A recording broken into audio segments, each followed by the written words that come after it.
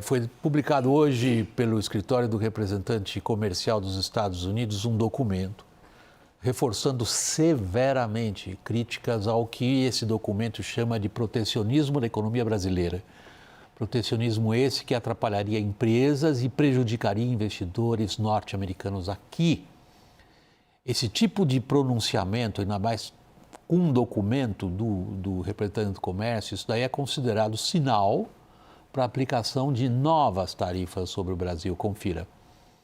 O USTR dedica 8 páginas do relatório anual de barreiras comerciais aos Estados Unidos para falar sobre o Brasil. Questões como PIX e redes sociais se juntam a outras reclamações antigas dos americanos, como tarifas para importação de etanol e cotas para produções audiovisuais nacionais, a chamada cota de tela.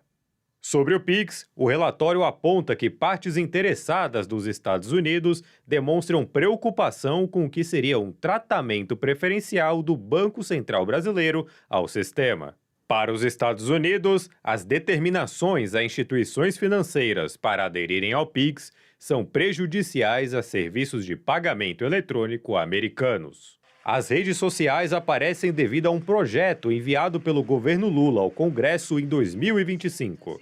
A proposta amplia os poderes do CAD, o Conselho Administrativo de Defesa Econômica, sobre plataformas digitais, com o objetivo de evitar práticas anticoncorrenciais no setor. O projeto do governo cria a figura de agentes econômicos com relevância sistêmica, que teriam um faturamento superior a 5 bilhões anuais no Brasil ou 50 bilhões no mundo todo.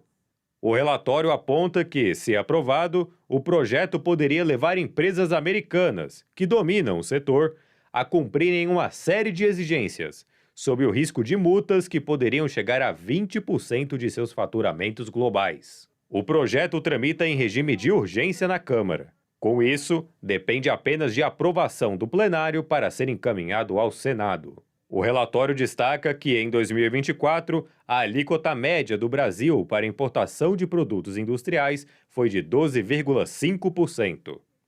Na visão do USTR, isso representa um patamar relativamente alto para setores como de automóveis e máquinas e equipamentos. Pontos destacados no relatório são mencionados na investigação aberta no ano passado contra o Brasil pelo órgão vinculado à Casa Branca sobre práticas brasileiras consideradas desleais. O processo pode resultar em tarifas específicas sobre o Brasil. Daniel, o que se aguarda que aconteça aí em Brasília?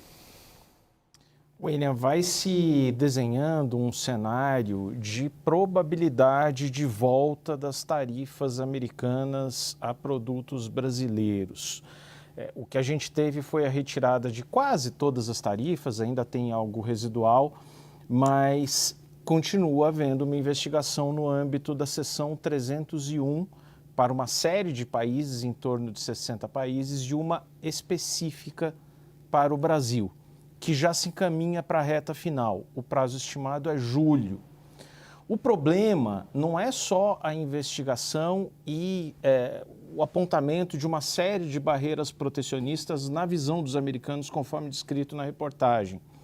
O problema é que vários movimentos recentes dos americanos não encontraram eco, um sinal de cooperação no entendimento de Washington por parte do governo brasileiro. Cito aqui 3 pontos. Primeiro, uma convocação de países latino-americanos para se discutir cooperação na área de minerais críticos. O Brasil preferiu não participar da reunião, sem juízo de valor, mas preferiu não participar. Em segundo momento, o governo americano mandou uma proposta de acordo na área de minerais críticos, especificamente para o Brasil decidiu ignorar. E terceiro ponto, no último fim de semana, houve uma reunião que acontece a cada 2 anos de cúpula da Organização Mundial do Comércio.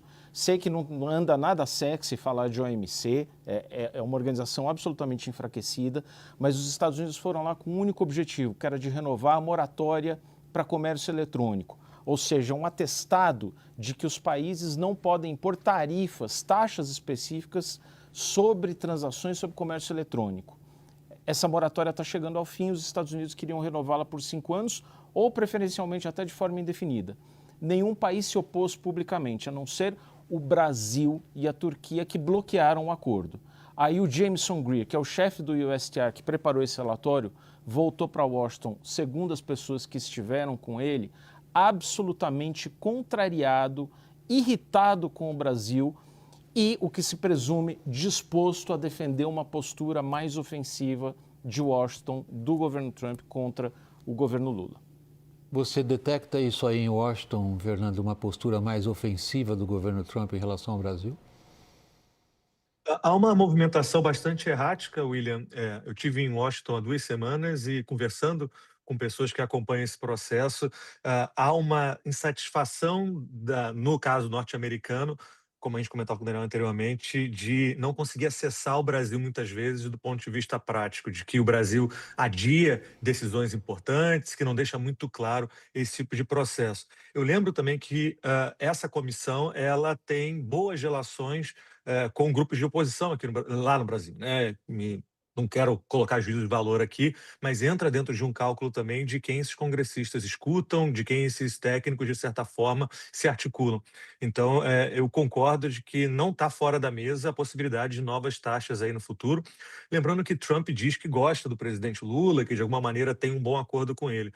Agora, se começar a reforçar essa movimentação e essa imagem de que o Brasil está muito refratário à possibilidade de discussões mais amplas, seja na questão de terras raras, seja em cooperação bilateral em assuntos estratégicos, não está fora da mesa assim, esse processo.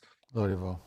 E o Brasil também adotou, por medida provisória, em outubro de 2024, né, uma taxação de 15% sobre as plataformas digitais que recaem diretamente sobre as plataformas americanas, né? Foi uma iniciativa que envolveu também a União Europeia, que também adotou essa taxação, e isso frustrou profundamente o Trump, né, o governo americano. Então, e está associado também a outras questões que são mais políticas, ideológicas, sobre o controle dessas plataformas e das redes sociais. Então, há um conjunto de coisas. Teve aí a ausência do Brasil também naquela cúpula que criou o Escudo das Américas, que era uma discussão sobre o controle do narcotráfico e do que eles chamam de terrorismo, enfim, do crime organizado aqui no continente latino-americano, na América Latina e nas Américas e tal. O Trump relevou essa ausência quando falou sobre isso, perguntado por um repórter e tal. Não, eu me dou muito bem com eles, que eram os presidentes do Brasil, Colômbia e México, acho que eles não puderam vir e tal. E as atenções do presidente Trump realmente não estão voltadas para isso, mas de fato, pelo que a gente vê das informações que o Daniel traz, quer dizer, a área de comércio dos Estados Unidos está reunindo dados, informações, argumentos para voltar à carga contra o Brasil. O Trump agora está com a atenção em outro lugar. Quando voltar o olhar para a América Latina, vai olhar para Cuba, que é uma questão que ele precisa resolver antes, mas é possível que, com o aumento das chances também do Flávio Bolsonaro, o Trump veja toda essa questão de um outro ângulo.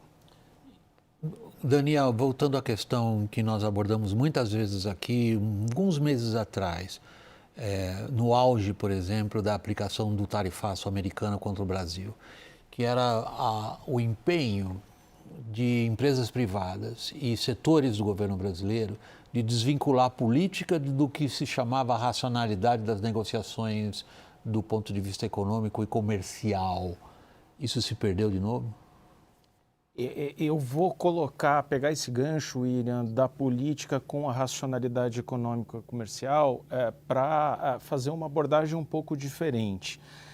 O melhor momento do governo Lula nos últimos 2 anos, vamos colocar na segunda metade deste mandato, acontece para efeitos domésticos e de popularidade de aprovação do governo, justamente naquele momento muito tenso do ponto de vista econômico-comercial de aplicação do tarifaço em julho de 2025.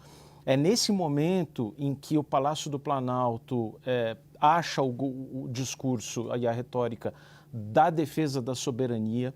Esse discurso cola, mesmo entre o segmento do eleitorado que se opõe a Lula, há uma boa captação desse discurso, Lula cresce nas pesquisas. A partir do momento que surge a boa química e outros fatores começam a pesar na política interna, Lula começa a estagnar e a cair e a perder terreno para a direita e para Flávio Bolsonaro.